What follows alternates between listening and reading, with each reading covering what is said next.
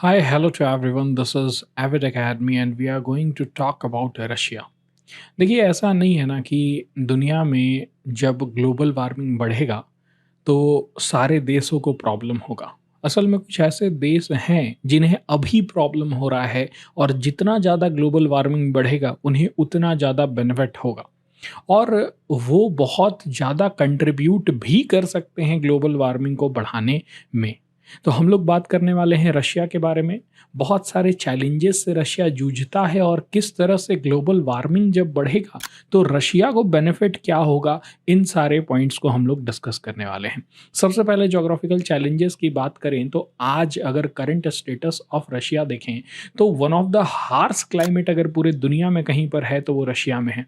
For example -70 degree Celsius भी चला जाता है। उसका मोस्ट ऑफ द रीजन जो है नॉर्दर्न रीजन का जो पार्ट है, साइबेरिया का जो पार्ट है वो बैरन लैंड है, सूखा जमीन है जो कि फ्रोजन रहता है, वेस्ट लैंड की तरह रहता है। और वहाँ पर बहुत ज़्यादा ना ही डेवलपमेंट हो सकता है ना ही फूड का प्रोडक्शन हो सकता है। तो एक तो बहुत बड़ा चैलेंज है कि उसका एक लार्जर पोर्शन ऑफ एरिया जो है वो वेस्ट लैंड है। दूसरा जो जोग्राफिकल चैलेंज रशिया फेस करता है वो है limited coast line.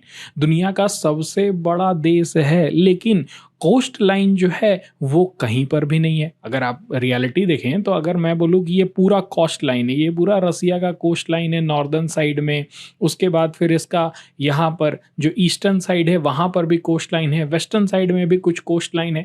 But reality आपको पता है क्या है कि ये सारा जो कोस्ट लाइन रहता है most of the 90% of its coast line जो है वो क्या रहता है, फ्रोजन रहता है। सालों भर यहाँ पर बर्फ जमी रहती है और इसी के वजह से इसको लिमिटेड कोस्ट लाइन एक्सेस मिलता है। कहाँ से मिलेगा? आप यहाँ देखिए ना, ये नॉर्दर्न रीजन जो है वो आर्कटिक के साथ बॉर्डर शेयर करता है और ये पूरा ईस्टर्न रीजन भी है, वो एक तरह से अलास्का के पास का रीजन है, वहाँ पर भी बर्फ जमी रहती है। अगर पूरा ईस्ट के साइड में बोलूँ तो एक व्लादिवोस्टॉक पोर्ट जो है वो इम्पॉर्टेंट हो जाता है। और इधर भी अगर बात करें, वेस्टर्न रीजन में भी बात करें तो वो भी उतना ज़्यादा सुटेबल पोर्ट नहीं है क्योंकि बेल्टिक सी है यहाँ पर, वहाँ से उसे गुजरना पड़ेगा। पूरा बेल्टिक सी, नॉर्थ सी से गुजरते हुए अटलांटिक ओशन पहुँचना पड़ेगा। या फिर आप अगर यहाँ की बात करें, नीचे वाला जो पोर्शन है जहाँ पर यूक्रेन और क्रीमिया है, अगर वहाँ से भी वो निकलता है तो वो निकलता है आपका ब्लैक सी में, और ब्लैक सी से होते हुए फिर बॉस्फोरस स्ट्रेट से होते हुए वो मेडिटेरेनियन सी में निकलता है।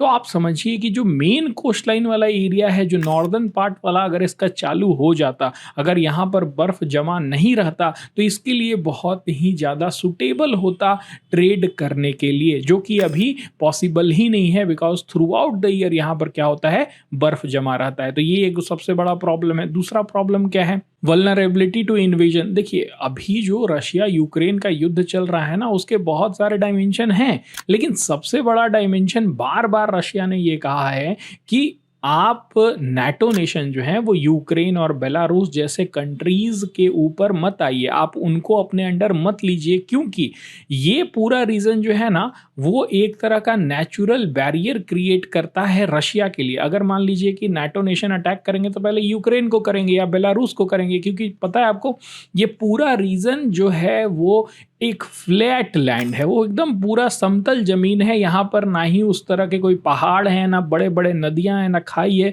कुछ नहीं है। अगर नाटो नेशन चाहे तो आराम से क्या कर सकता है, जो आपका वेस्टर्न पोर्शन है रशिया को, उसको कब्जा सकता है। हालांकि जब वेस्टर्न पोर्शन से वो आगे बढ़ेगा, यूराल माउंटेन्स को वो क्रॉस करके साइबेरिया तक जाएगा तो उसे प्रॉब्लम होगा। लेकिन सेंट पीटर्सबर्ग हो गया, मॉस्को हो गया, उसको बहुत ही आसानी से क्या कर सकता है, तहस नहस कर सकता है नाटो नेशन। तो पॉइंट वही है, रशिया चाहता है कि यूक्रेन और बेलारूस एक तरह का पॉलिटिकल बॉर्डर बना करके रखे जो कि बेनिफिट करेगा रशिया को। सो ये 3 पॉइंट थी geographical challenges for Russia. Now let's talk about कि अगर क्लाइमेट चेंज होगा तो क्या होगा, what would be the impact on Russia. The impact would be very beneficial for Russia. Beneficial कैसे होगा? देखिए मोस्ट ऑफ द रीजन जो होंगे ना वो गर्म होंगे, और गर्म होंगे तो मोस्ट ऑफ द जो रशिया का पार्ट है, आप देख सकते हैं ये पूरा जो फॉरेस्ट है इसको कहते हैं टुंड्रा फॉरेस्ट, ये पूरा फ्रोजन रहता है। उसके बाद फिर ये जो पार्ट है वो बोरियल फॉरेस्ट का, ये भी एक तरह का टेम्परेट क्लाइमेट है, यहाँ पर भी ठंड ही होता है। तो जितना ज़्यादा गर्मी बढ़ेगा ना, उतना रशिया का जो रीजन है वो क्या हो जाएगा, more and more suitable for production, for food production के लिए और ज़्यादा सुटेबल हो जाएगा, ज़्यादा से ज़्यादा डेवलपमेंट होगा। ऊपर से ये पूरा रीजन जो है वो ओपन हो जाएगा आपको सी पोर्ट बनने के लिए या इंफ्रास्ट्रक्चर डेवलपमेंट करने के लिए।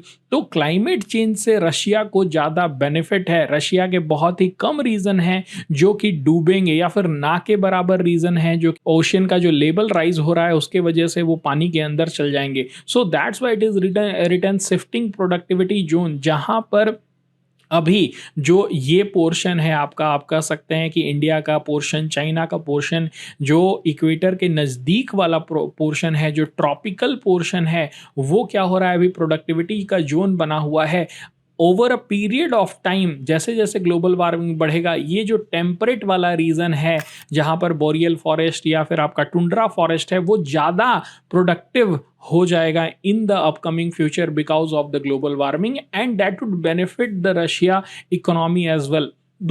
तीसरा पॉइंट जो है वो आर्कटिक रिसोर्स से रिलेटेड है। देखिए, आर्कटिक अभी तक अनटैप्ड है, मतलब कि आर्कटिक का जो रीजन है उसके ऊपर कोई भी ज्यादा, आर्कटिक का रीजन कौन सा है, ये देखिए, ये पूरा जो रीजन है वो आर्कटिक वाला रीजन है, और आर्कटिक अभी तक एक्सप्लोड नहीं हुआ है, और रशिया बहुत ही लार्ज पोर्शन को क्लेम करता है। और आर्कटिक के रिसोर्सेज तभी आप क्या कर पाएंगे, टैप कर पाएंगे, जब वहां पर जो टेम्परेचर होगा वो गिरेगा, वो जो सी रूट है वो ओपन होगा, और रशिया क्या कर पाएगा, उसको एक्सप्लोर कर पाएगा, वहां से रिसोर्सेज का दोहन कर पाएगा। और वो तभी पॉसिबल होगा जब ज्यादा ग्लोबल वार्मिंग होगी, और आर्कटिक में रिसोर्सेज बहुत ज्यादा हैं। फॉर एग्जांपल नेचुरल ऑयल और गैस तो हैं ही, उसके साथ साथ रेयर अर्थ के रिजर्व भी आप आर्कटिक में फाइंड कर सकते हैं। तो इसीलिए रशिया क्या कर रहा है, ज्यादा से ज्यादा ध्यान दे रहा है आर्कटिक में, और पोटेंशियल कॉन्फ्लिक्ट अगर होगा आपका इन फ्यूचर तो आर्कटिक के रिसोर्सेज को भी लेकर के हो सकता है, जिसके ऊपर क्लेम जो है वो आपका कनाडा का भी है, यूएसए का भी है, रशिया का भी है, एज वेल एज जो स्कैंडिनेवियन कंट्रीज हैं वो भी क्या करते हैं, दावा करते हैं।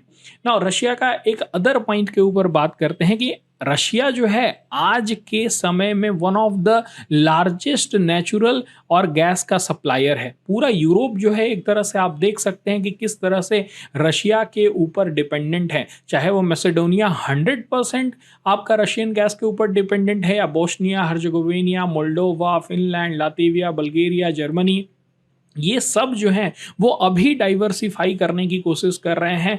But you have to understand this important point that energy super power है रशिया, और most of the European nation जो हैं वो रशिया के गैस के ऊपर ही डिपेंडेंट रहते हैं। तो in future there is a possibility that Russia would be the super power. इस पूरे वर्ल्ड में रशिया एक सुपर पावर की तरह उभर सकता है अगर ग्लोबल वार्मिंग और ज़्यादा बढ़ेगा तो, क्योंकि उसकी एग्रीकल्चर पोटेंशियल भी तो बढ़ेगी।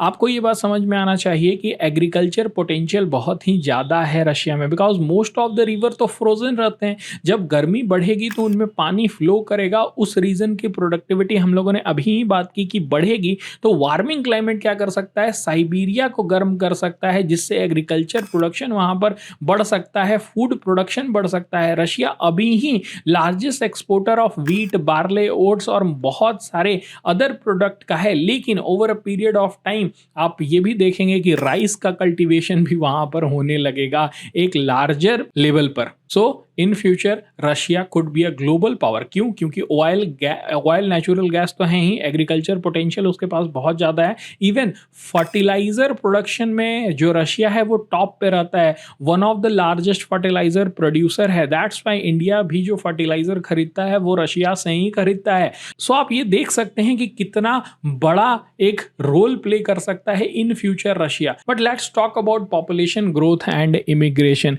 यहाँ पर रशिया थोड़ा सा पीछे है। रशिया बहुत बार चाहता है कि दुनिया से लोग यहाँ पर आकर के रहें, लेकिन जो क्लाइमेटिक कंडीशन है रशिया का वो क्या है, उतना सुटेबल नहीं है। हम लोग ये नहीं सोचते हैं कि हम लोग रशिया में जाकर के बसे, लेकिन हम लोग का दिमाग में ये जरूर रहता है कि why not we can settle in USA और यूरोपियन कंट्रीज लाइक यूके और फ्रांस, स्पेन, इन सब में हम लोग जाकर के बसना जरूर चाहते हैं, पर रशिया में नहीं चाहते हैं because of its harsh climatic condition. Even वहाँ के लोग जो हैं वो ज़्यादा पॉपुलेशन ग्रोथ भी नहीं कर रहे हैं। You can see out here 1990s में 0.6 का पॉपुलेशन ग्रोथ था, लेकिन 2020 के बाद आप देखिए -0.4 है। ये बहुत ही गलत प्रोजेक्ट कर रहा है कि रशिया में जितने लोग जन्म ले रहे हैं उससे ज़्यादा लोग मर रहे हैं, वहाँ पर तो माइनस में चल रहा है पॉपुलेशन ग्रोथ। ये एक अच्छा प्रोजेक्शन नहीं है ऐसे कंट्री के लिए जो कि आगे चल करके सुपर पावर बनने वाला है।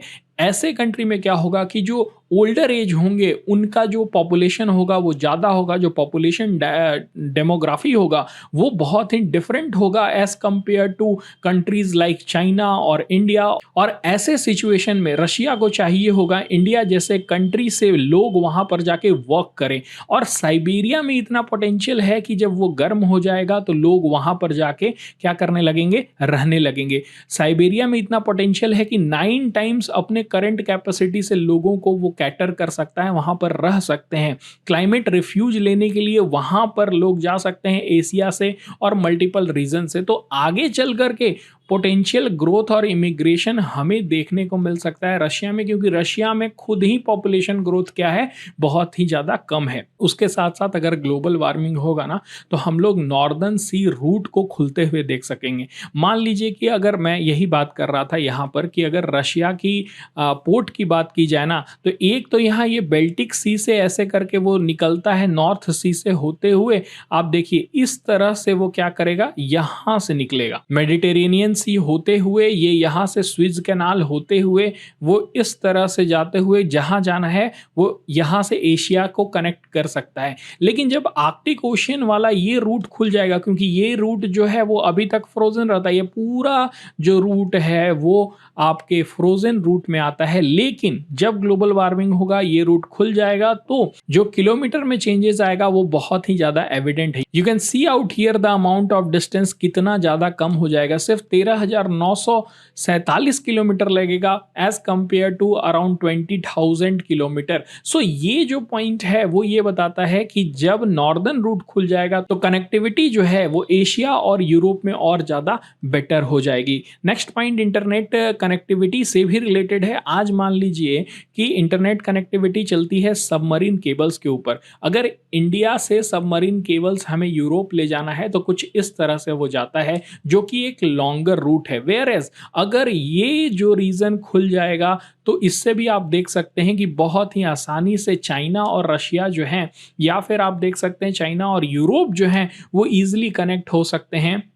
और ये जो डिजिटल गैप है वो खत्म हो सकता है सिर्फ और सिर्फ ग्लोबल वार्मिंग आने से। ऐसा लग रहा होगा कि मैं ग्लोबल वार्मिंग लाना चाहता हूँ, ऑफ कोर्स नॉट। इससे मोस्ट ऑफ द रीजन जो इंडिया का है वो अफेक्ट हो सकता है। फॉर एग्जांपल हमारा जो लक्षद्वीप का आइलैंड है, या फिर जो बांग्लादेश के आसपास का जो हमारा बंगाल का रीजन है, सम ऑफ आवर वेस्टर्न कोस्ट का रीजन जो है वो भी क्या हो सकता है, सबमर्ज्ड हो सकता है। तो हमें प्रॉब्लम है, लेकिन रशिया को यहाँ पर क्या देखने को मिल रहा है, बेनिफिट होगा। लास्टली स्ट्रेटेजिक अलायंस जो है जैसे कि चाइना और रशिया, ये चाहते हैं कि जितना ज़्यादा गर्मी बढ़े उतना ज़्यादा उनको क्या होगा, बेनिफिट होगा। देखिए रशिया चाइना कॉपरेशन बढ़ेगा, Russia China collaboration on Arctic project and infrastructure development जो होगा वो ज़्यादा बढ़ेगा, इकोनॉमिक एंड स्ट्रेटेजिक बेनिफिट होगा ये दोनों ही कंट्री को जब आपका आर्कटिक का रीजन जो है वो खुल जाएगा। और अफेक्ट इससे जो होगा वो आपके इक्वेटर पे रहने वाले कंट्रीज को होगा, जिसका नाम भी आप कभी सुने नहीं होंगे, तुवालू, नेहरू, ऐसे कुछ कंट्री हैं जो कि कभी फिर एग्जिस्ट ही नहीं करेंगे हो सकता है। You can see out here 1880 से देखा जाए तो 254 मिलीमीटर जो ग्लोबल एवरेज सी लेवल राइज है वो बढ़ते जा रहा है, और भी ज़्यादा ये बढ़ेगा जितना ज़्यादा ग्लोबल वार्मिंग होगा, क्योंकि उसके वजह से जो ग्लेशियर्स हैं वो पिघल रहे हैं और इसका अफेक्ट वही लो लाइंग जो कंट्रीज हैं उनके ऊपर होगा। ऑफकोर्स रशिया जो होगा इससे बेनिफिशियरी जरूर होगा, बट इससे मोस्ट ऑफ द कंट्री जो हैं वो अफेक्ट होंगे। फॉर एग्जांपल मालदीव भी डूब जाएगा, but Russia would be benefited. So ये पूरा वीडियोस में हम लोग ने यही देखने की कोशिश की कि किस तरह से रशिया को बेनिफिट होगा इस ग्लोबल वार्मिंग से, एंड जो इक्वेटर पर कंट्री रहते हैं उसको किस तरह से प्रॉब्लम होगा। We have tried to decode this point. I hope आपको ये वीडियो समझ में आया होगा। That's it for this video. Thank you.